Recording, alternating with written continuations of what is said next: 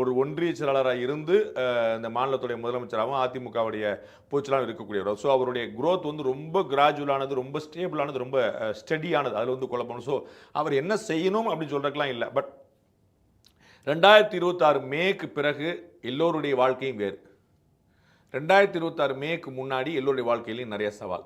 அப்போ வந்து அந்த சவாலை எதிர்கொள்றதுக்கு அரவணைத்து போறங்கிறது டைம் டெஸ்டட் ஐடியா.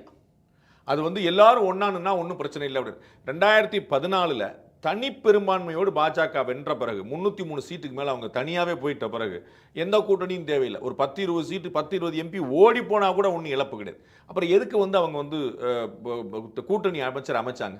வாஜ்பாய் அமைச்சர்னா வேற வழி கிடையாது, மன்மோகன் சிங் அமைச்சார்னா வேற வழி கிடையாது. அவங்கள்ட்ட மைனாரிட்டி கவர்மெண்ட் தான் இருந்துச்சு. ஆனால் நரேந்திர மோடி அவர்கள்ட்ட 34 வருஷத்துக்கு பிறகு தனி பெரும்பான்மை கொண்டு அரசு இருந்துச்சு. எதனால் அவர் வந்து அவர் எல்லாத்தையும் சேர்த்து கூட்டு போனார்? இவ்வளோதான் நம்ம பார்க்கணும். அப்போ வந்து அவருடைய நோக்கம் என்னவா இருந்துச்சுன்னா எல்லோரையும் அரவணைத்து போவோம். அது என்ன ஆச்சு? 2024 கை கொடுத்துச்சு. 2024 யாருமே முறைச்சிக்கல. முறைச்சிக்கிட்டு வெளியே போன நிதிஷ்குமார் திரும்ப உள்ள வந்துட்டார். உங்களுக்கு புரியல? இந்த அரவணைக்கிறதுடைய பலன், அதோடைய கெயின் இதுதான். நம்ம வந்து அதனால என்னங்க வாங்க பார்த்துக்கணும்னு சொல்லி சொன்னால் வந்து ஒன்றும் கெட்டு போகாது. அதற்கு பிறகு நீங்கள் 2026 மேக்கு பிறகு நீங்கள் என்ன பண்ணுமோ பண்ணிக்கங்க.